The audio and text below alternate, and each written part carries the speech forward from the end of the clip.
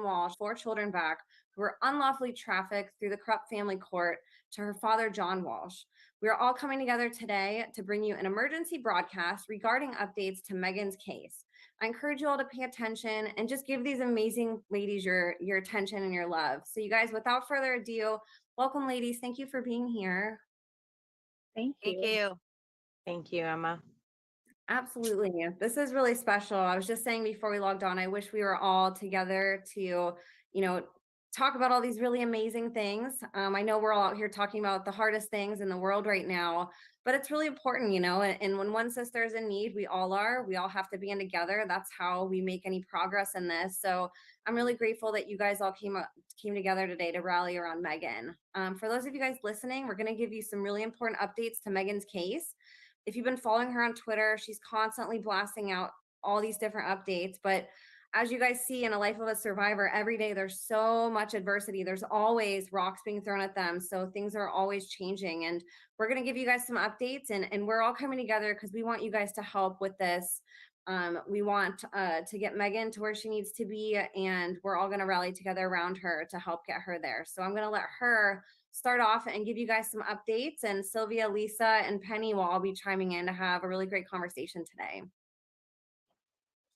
Well, thank you, Emma, so much for doing this and for connecting all of us. I think that, we see that more and more of us are coming together by the hour. And I think it's very encouraging for all of us, especially those that have had to stay in the shadows or felt silenced or been retaliated against, or just didn't feel that, their story or their testimony was important. So thank you. And I'm so grateful to all the ladies here. Again, I just, last night's podcast was like so yummy.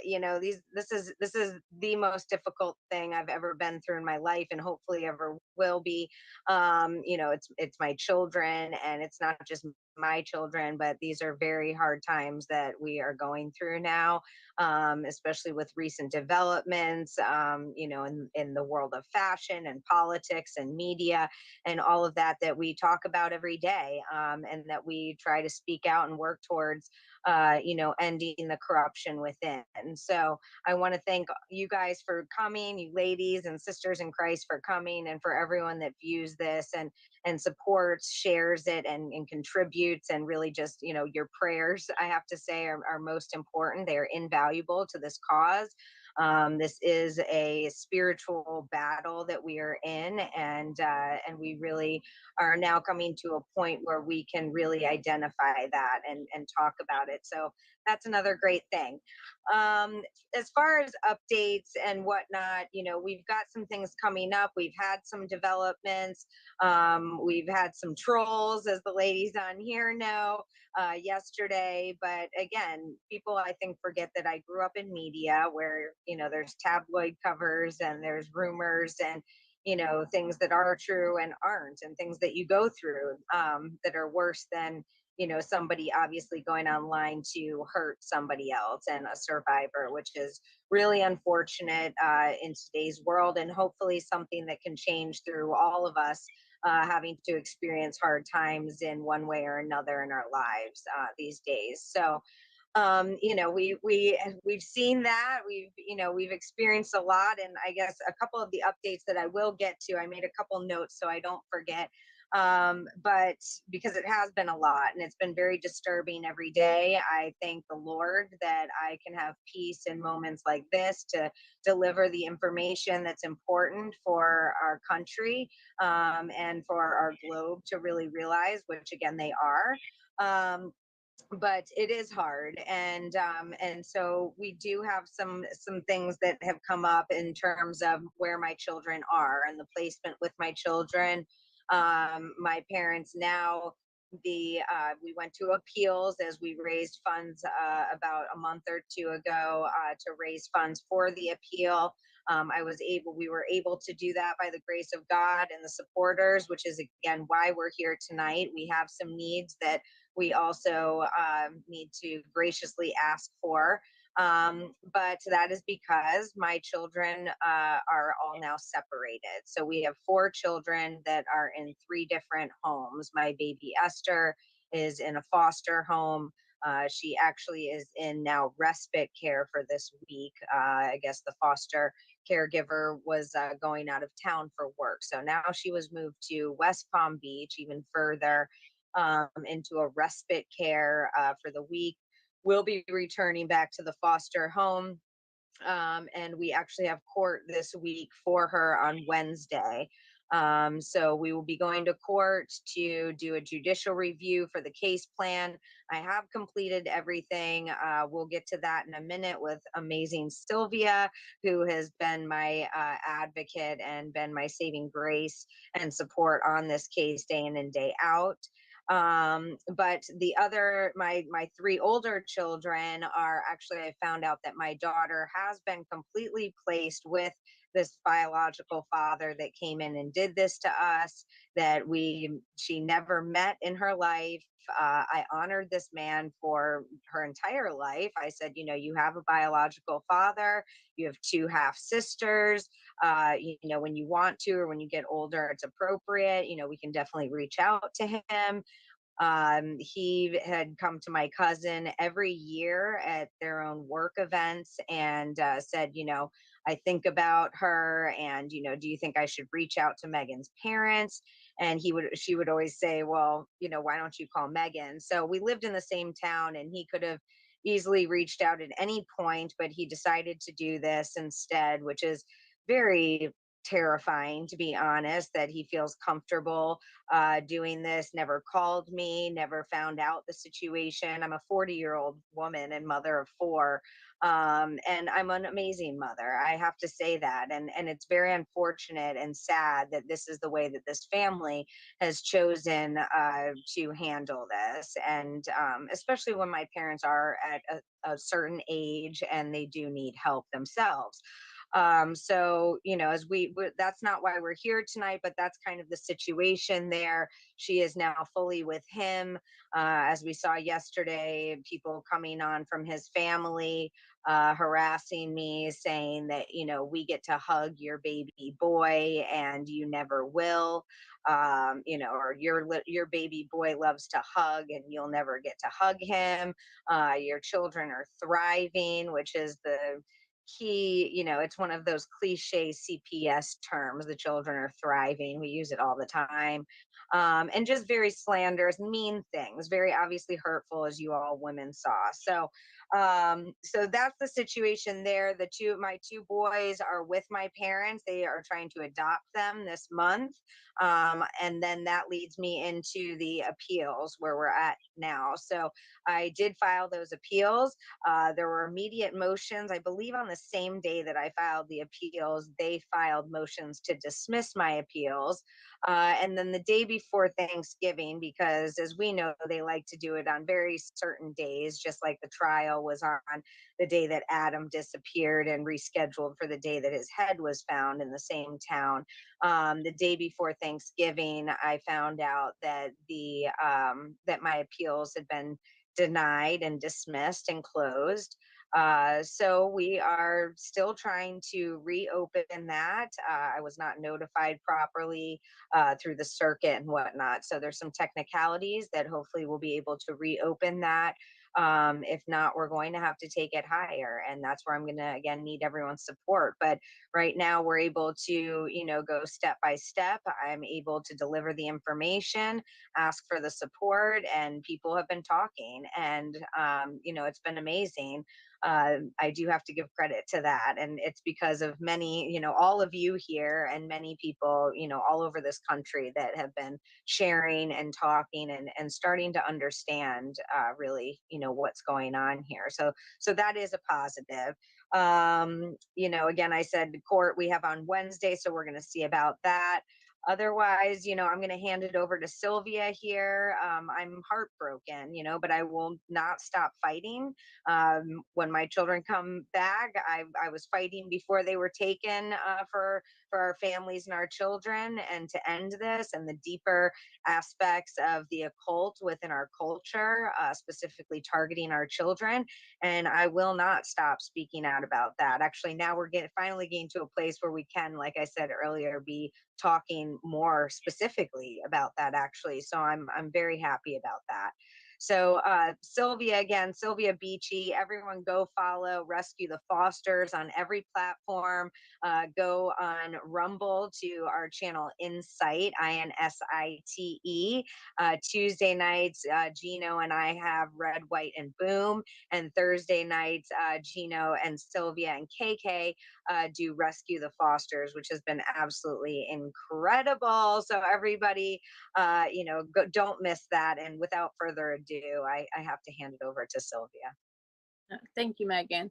Well, I guess I want people to understand that Megan is following the case plan. I think everyone's a little bit confused on that because the way that they make it sound like she's not doing what she's supposed to be doing, and she's not following the rules, and she's, you know, arguing with them and things like that. But that is not the meeting that we've had with the case manager. We went through every item on the case plan.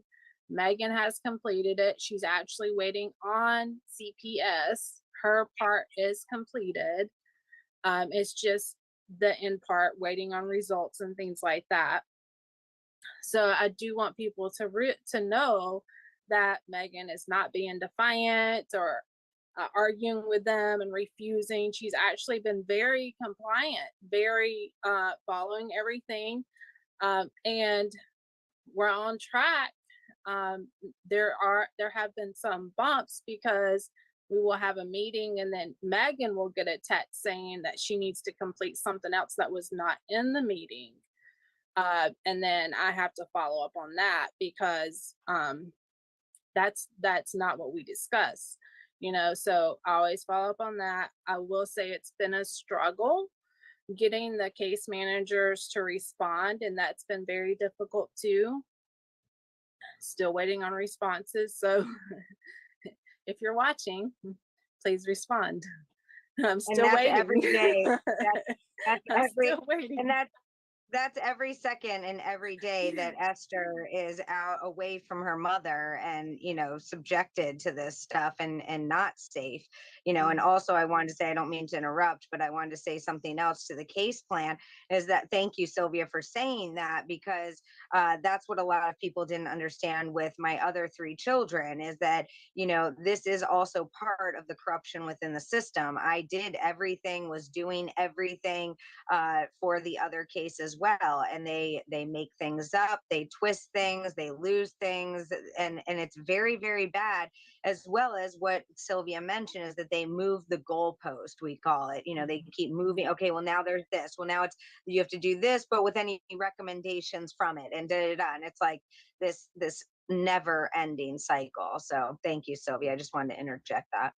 Yeah, and because I have worked many case plans, I am able to follow up on it. Now, this would actually be moving along, and Esther would already be home.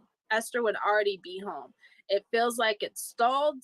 And so I do want to reiterate that I am waiting on responses on them, and we do have court Wednesday, like she said. So we'll see what happens then. But we already kind of know what's going to happen because we have read the recommendation. So we won't say anything until after court. But I'm just saying, this doesn't have to be like this. It can literally be go by the case plan, follow it, get the baby home, and then she can continue her therapy. She can continue everything else. And that's what they said also, like she can continue therapy.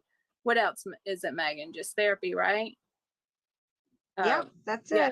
it. Yeah. Which I had a therapist when all this started. So it's not, we all should. Right. Yeah. So hopefully good things come.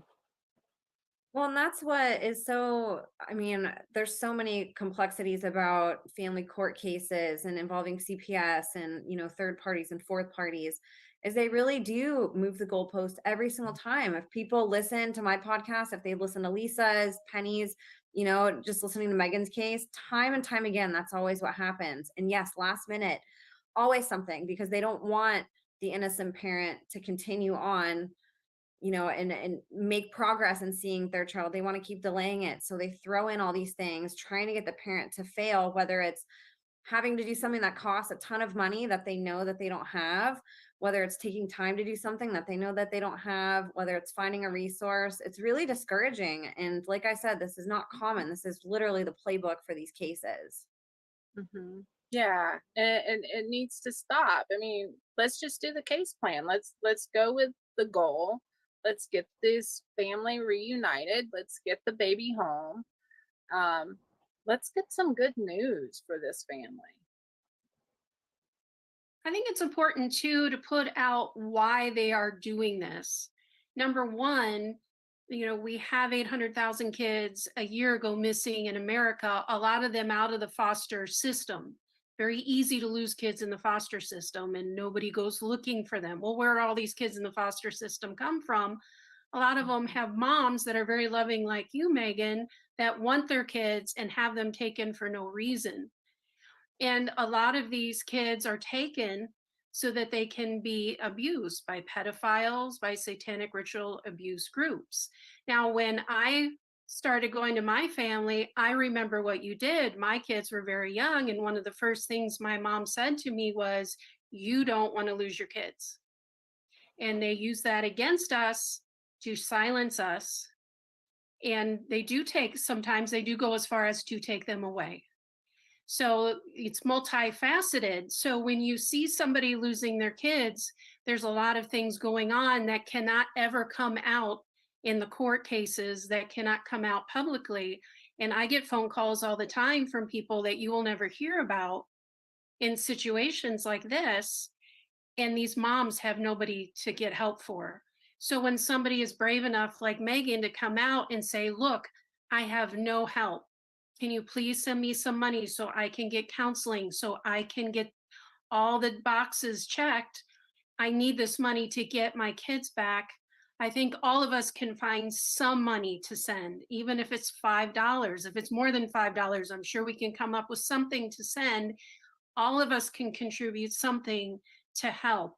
And if we put our money together, and if we put our voice together, and if we put together what we have, we can make a difference. And we can send a very strong message to the court system: this is not acceptable, and we're putting a stop to it. Yes. I That's agree. so beautiful, Lisa. Oh my goodness, that just gave me chills.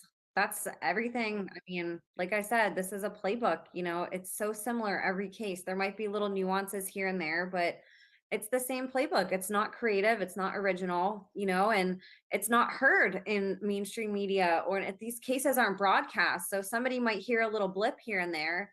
And so they think it sounds crazy because it is, it really is what they're doing. It's not, that part is not a conspiracy that it sounds crazy. It does. No matter how many times you hear it, it's really, understanding how much a child is worth and how these court systems and these malicious parents or guardians, whoever they're being trafficked to, they literally look at these children like they're human capital. That's it. They're a dollar sign. They're not a child. Their humanity is taken away from them. And they're Because just, they are capital. They are money. yeah. That's what they're used for. They're used to, uh, it's basically the currency of the world are our children. They're using them, they're grooming them. I speak on many different subjects, and one of the shows that I just finished doing with you was on Balenciaga. And Balenciaga, this is now not conspiracy. This is in mainstream. When you have people like Tucker Carlson and Candace Owens telling you that they are selling your children, that they're selling them using BDSM, that they're selling them in advertisements, in modeling, in television. I speak about the military industrial entertainment complex because I was behind the scenes in Hollywood, which I call myself the Hollywood dark reporter or dark journalist.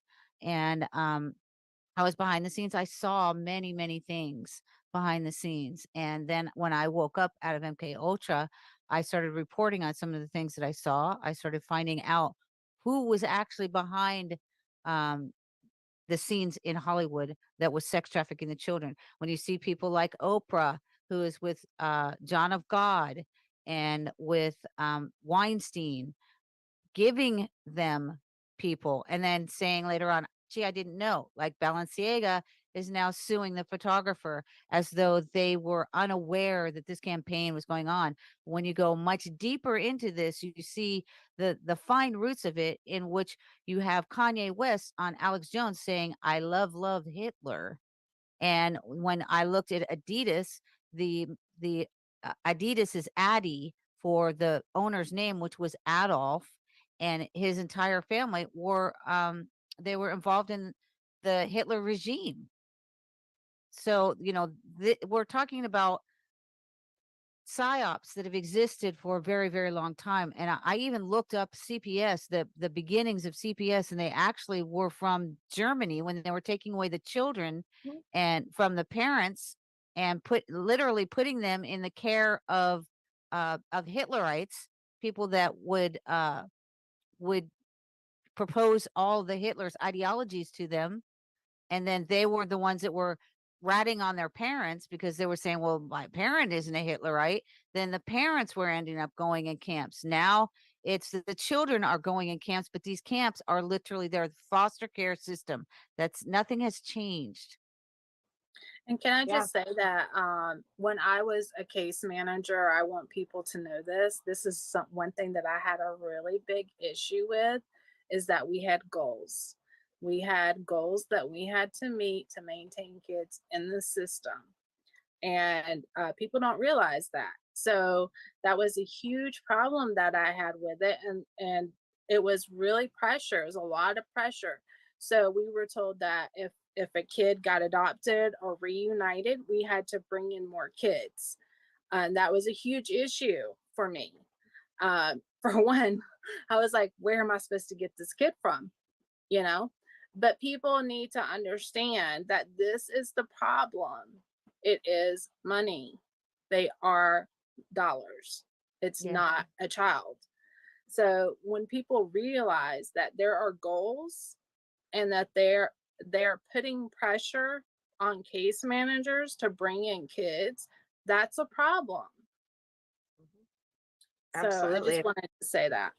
Absolutely, it is. And to piggyback off of that, I think a big point that the public needs to realize about, especially my case, and I hate to make it about me, but people need to understand, this is John Walsh, and we need to talk about case law here, and that's something that people don't really think about, which is how basically case law is what sets the precedent to be used in other cases thereafter. So it's essentially setting a law without any voting or anything, and they're doing it in these kangaroo courts without the public's knowledge. And in my case specifically, the quote and what they are trying to pass through my case that will be used in the future against every single American, potentially, the irony of it, that potentially will be used against every American, is the quote of removing children based on the potential for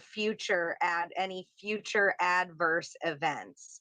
Okay, now let's repeat that. The potential for any adverse events that they see. Now, we already know how subjective CPS is. We know that the Constitution is not followed in these courts, in CPS and family court. So now imagine the implications that this means of potential. Okay.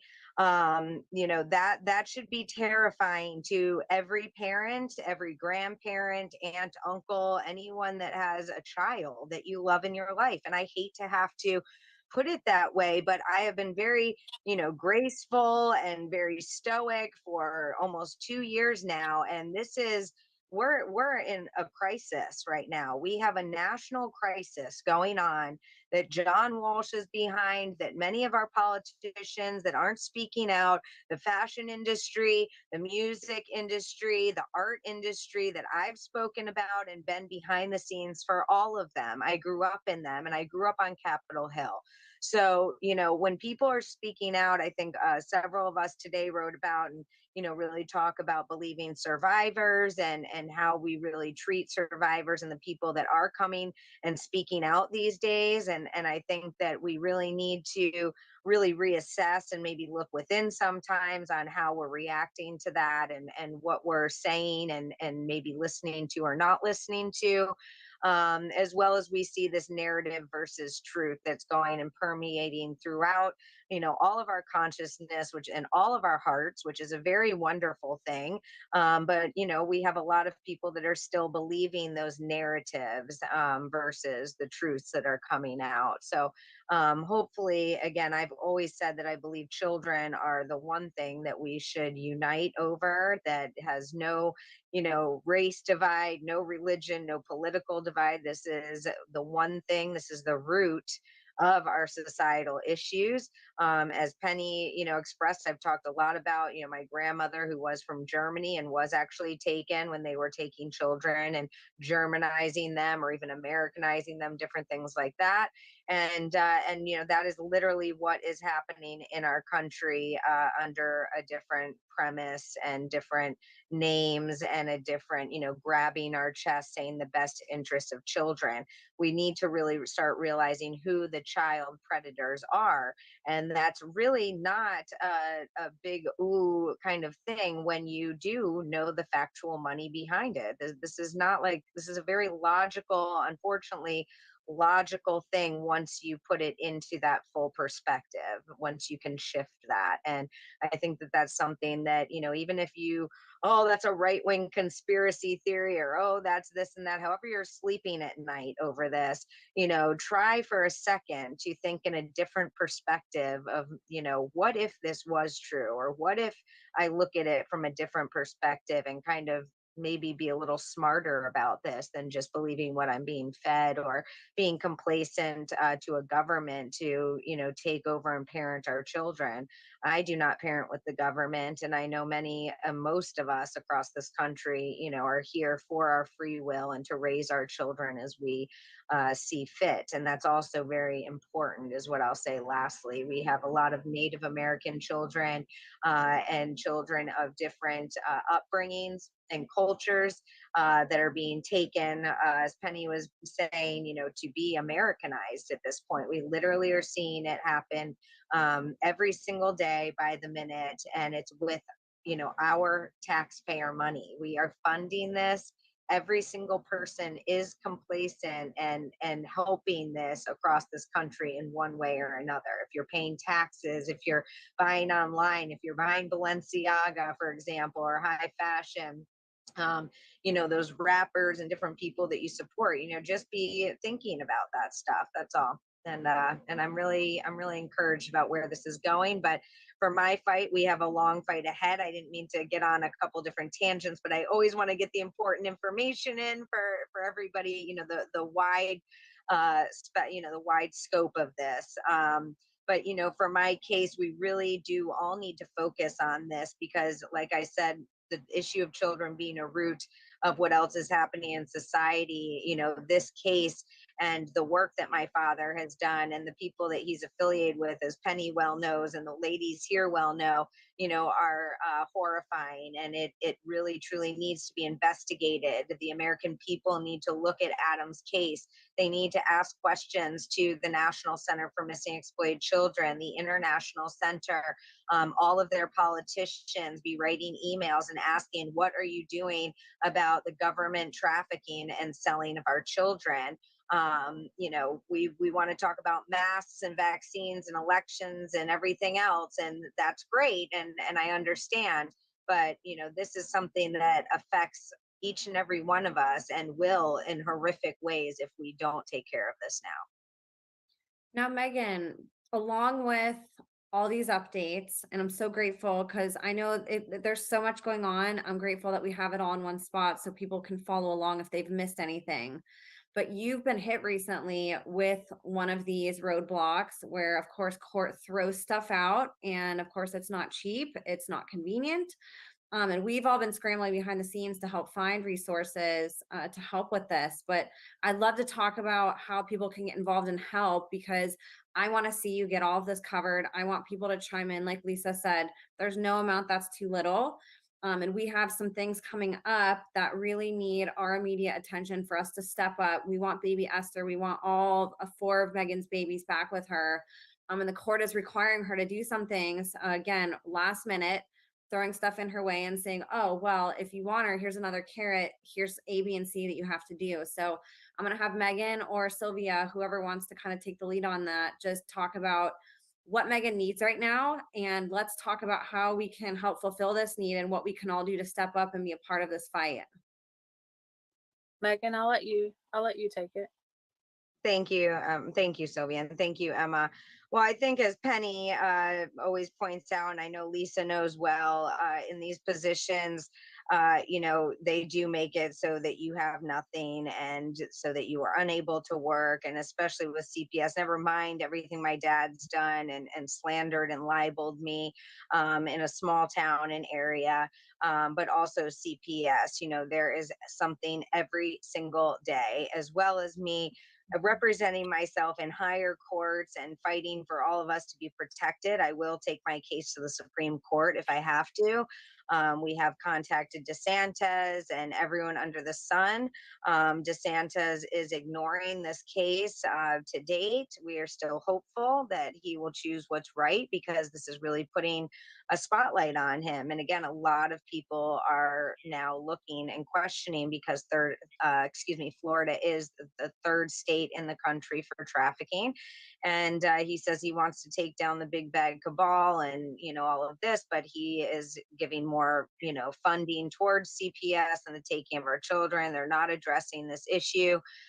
So, in ways, again, I'm very grateful that, we are able to bring to light, where people are not being, as forthcoming or not doing what they should. And that's our duty as American citizens, to question and to make people that those that take, an oath and take a salary to follow through on that. So having said all of that, I am doing, as everyone sees me on, I have been an advocate prior to any of this, as I've said.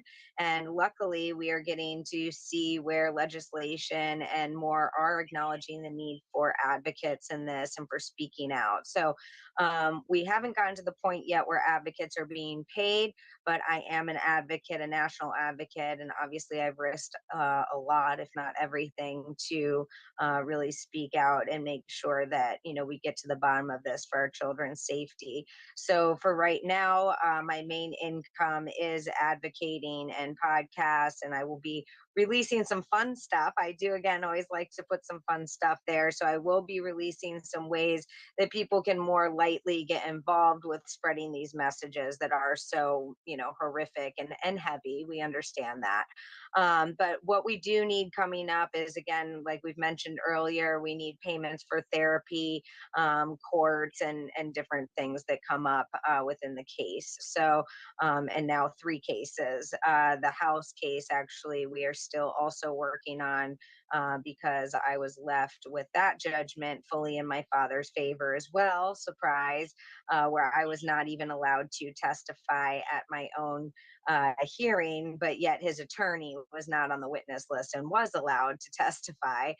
And I not only was left with nothing, I also was ordered to pay his attorney fees and for his expert witnesses and everything that he deemed. So I'm fronting John Walsh's bill. The state is paying him to take my children, and he's getting his coercive control and trying to break me. So the things that we have to get done, again, are for towards this effort. Again, our goal right now is 2,000. I have therapy coming up on Thursday that I have to pay $200 a session, and we have court coming up and filings and different things that just we have to take it day by day, unfortunately. But it also gives us a way to let you guys know what you're funding and what you're donating towards. I've left my PayPal down below here in the description, or my name. It's on PayPal. It is Family Farm and Faith, AND and spelled out. So Family Farm and Faith at gmail.com. And I haven't seen my children in 3 months, my 3 older children, and to think of them in their beds at night, alone, and them asking for their mother. I know that Ava, the caseworker, told me how Ava has been asking for pictures of her mother and pictures. I'm going to get choked up, but pictures of the cat and different things. And so, for me, it's very hard to look these people in the face and, uh, you know, uh, look at them and say, how is this in any way in the best interest of my children, and to just have such blank stares in return. And oh well, yeah, let's focus on the baby. So it's just a horrific thing, and I can't thank you guys enough for coming all together, and you guys are such a support day in and day out. I hope people realize that we don't just get together for these things, but we really do support each other, and have good relationships with each other. So I can't thank you ladies enough. I'd also like to mention that to anyone that is following Megan Walsh, she is going to be on the Dark Outpost every Monday. She's the show closer, per se, from 12 to 1, that Central Time. Then also tomorrow, she's coming in because got such a big heart, and I love her so much. And she's filling in for Christy Tasker, who can't speak right now because she's been Poor talking so much Christy. that she just talked herself out and she's now hoarse. So she will be on the show tomorrow, and you can find us on Rumble. That's Dark Outpost with David Zublik and myself. I'm an executive producer, but also a co-host. And Megan will be on from 9 to 1 Central Standard Time. That is 9 to 10, and that is 10 to 11 Eastern Standard Time. I worked a really long time to get those time zones down right. We And love you, Penny. We and love then you. it's the time travel thing. I time travel way too much. And then Pacific time is 2 hours earlier. So if it's 9 o'clock my time, it's 7 o'clock in Pacific Standard Time. And tomorrow we will be reviewing Christie's amazing work and articles that she has put up on Patriots Perspective. She would have been joining us tonight if she had a voice. How ironic is that? But we will be honoring her tomorrow, and we will be going over her work regarding my case in terms of the ties and the corruption and timelines and more of the nitty gritty that people I know are interested in. So join us tomorrow morning on the Dark Outpost. Excuse me, it's late. I want to stress too to everybody listening, survivors don't ask for help. We step up and help them. A sister in need it's one of us. Any of us could be Megan. Any of us could have gone through what Lisa did, what Penny did. And any of us, on the other hand, can step up and do something about it, like Sylvia is, like we all have a role in this and all of our voices matter. And when one of us is in trouble, it's up to us to fund. I heard a quote one time that said something like, if you have, a dollar that you're not using, you have a dollar too much, and somebody else that could be a whole world to them. So even if it's just a little bit, don't feel bad. If you don't want to pledge who you are, you can put that you're anonymous. No little or too much, and all of this, you really do know exactly where it's going. You're donated directly to a survivor. We're so conditioned to say, oh, I want to go donate just to a nonprofit. It has to be a nonprofit. And we don't question where that money goes, and there's something really special. I've stopped completely donating to nonprofits unless they're my friends like Sylvia. I have to know that this is something that's actually funding the cause that it says it is, and that this money's not just going back into the system, and that these children are actually getting help. You have the opportunity to directly fund a survivor, a mother in need, and 4 children. This is a really big deal. And if Megan's case goes through, she has one of the most public cases in the world. I would argue possibly the most loud case in the world when it comes to this family court CPS corruption. When one case falls, it really starts that snowball for other cases to follow it, and we're right on that Precedent. Megan's case. And I'm not trying to prioritize and say one case is more important than the other. But if we can get this ball tipping, we expose this is going to open up the door for so many parents and children to also have an opportunity to crack their case open and to expose whatever it is that they're going through. I want to give Megan cushion. We need her to keep being able to speak out. Like she said, she's not able to get a job like a lot of us are. They have so many restraints on her, so many restrictions, and again, asking her to do things last minute and out of the blue and randomly. And if we can get her some cushion to be able to keep doing podcasts, keep getting this word out, have her bills paid so she's not spending every day wondering if she's going to get to ever see her child, if she can get this therapy session that the court is requesting of her, if she can eat today. I'd really love to get her to a place where she can just keep her eye on the prize and have funds coming in, and we rally around her and help get her to where she wants to be. So that's what I want to contribute to this, and say no amount is too little. If you have $1, please think about donating it to her. If you have 5, if you have 500, no matter what it is, it's all going to go to an amazing person, to an amazing cause, to 4 amazing children, and it inches us closer and closer to breaking this whole pyramid apart. So I want to ask if any of you other ladies have anything that you want to add to this too. Well, I was just gonna say, because I know a lot of people do like to donate to nonprofits. So if someone did want to say donate to Megan's case through Rescue the Fosters, you could send a check to Rescue the Fosters and put Megan Walsh on there, and it would go to her case. It wouldn't be used on non Rescue the Fosters. But that I do know a lot of people do like to have a receipt for taxes, and I do understand that. So that is something you could do as well, and we would totally put it all to Megan's case. But if you wanted to do that, it would be PO Box 1635, Monroe, Georgia 30655. I don't know if you need me to post that somewhere, but you could do it that way, and then that way we can send receipts. What we'll do, Sylvia, if you want to send that to Megan, who can send it to us, we can put it, all of us who post this episode, we'll put it in the show notes. That way people can go find that address and send that to you if that's the way that they wish. Yeah. Thank you so much, Sylvia. Thank you, honey. Yeah, you're welcome. They really We're do have coming a together. running every day. They really do have a running every day. Like, y'all have no idea. It's I would love to be able to work again. I would love to be able to have my children and take them to school and, be a little overwhelmed that I had laundry to do and go to work helping people. But Megan, what I think you should do is you should write a schedule that you do every day for CPS so people can see. Like I had no idea until I started working on her case, and then I was like, oh my God, it's every day she's doing something. So it's not just like, I mean, like, you literally cannot hardly work.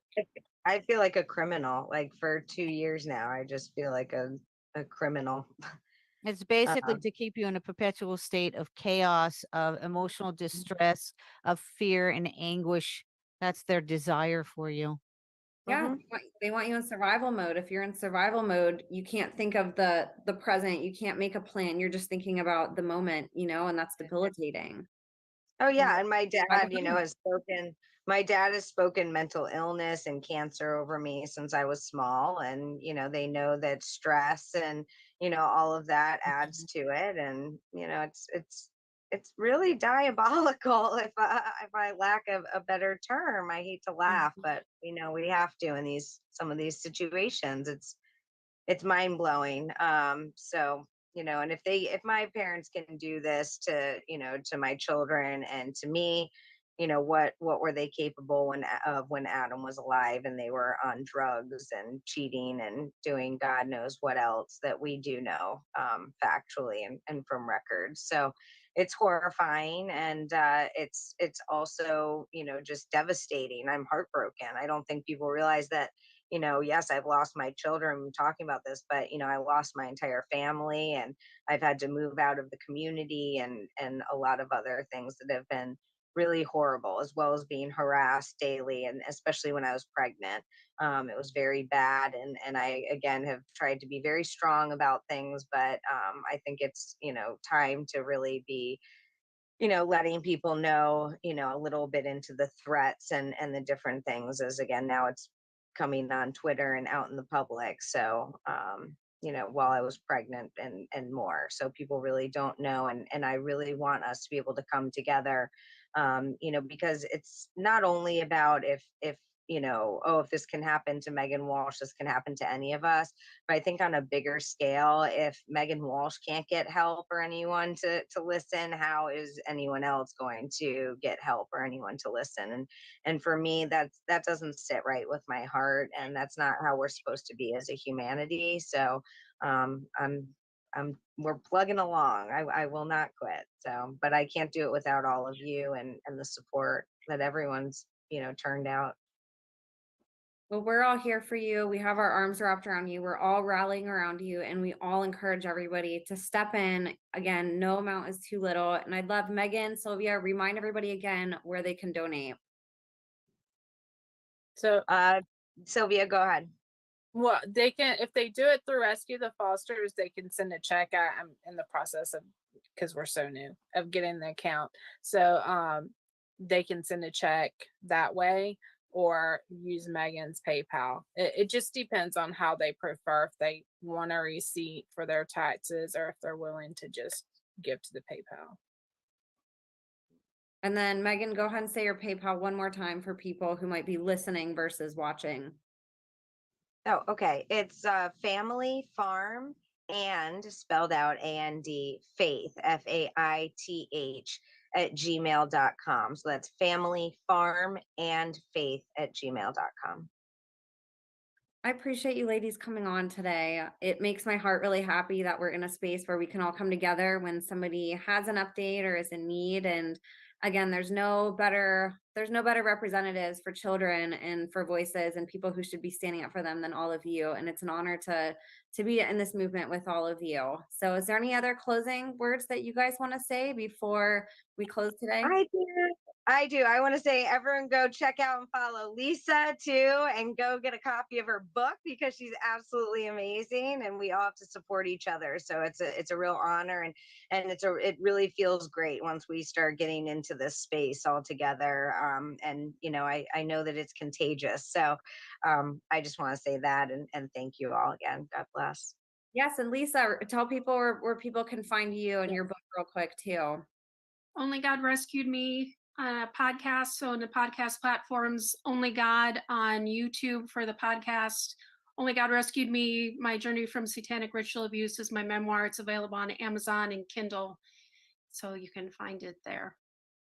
And Lisa's podcast, Penny's podcast, they're amazing. You guys need to go support them. I'm going to put all their links. We'll all have each other's links in the show notes. So please donate to Megan, you guys. Please consider, again, just consider what you're paying, whether it's with your attention or your money. We fund all this corruption in the world, again, with our tax money, paying for concerts, paying for Starbucks, and the least that we can do is really take a look at that and say, how can I, if I really do care about children and I want to step in this fight, what can I delegate to it? What can I do? If I can't be super active in the community, if I can't start a podcast, do I have $5 that I can donate to a survivor? We all have our place, and we're all rallying around Megan. We're all wrapping our arms around her, and we want her to win. We want her to be reunited with her children, and it takes all of us. So I appreciate you guys, and we're so lucky to have all of your support. Again, you can go in the show notes and find Sylvia's information if you'd rather donate to her nonprofit, Rescue the Fosters, or Megan directly on her PayPal, familyfarmandfaith@gmail.com. You guys, without further ado, we will see you guys next week or whenever we all have different shows. And we send you guys our prayers and our blessings. We love all of you. And again, thank you so much for rallying around Megan, and we'll see you next time.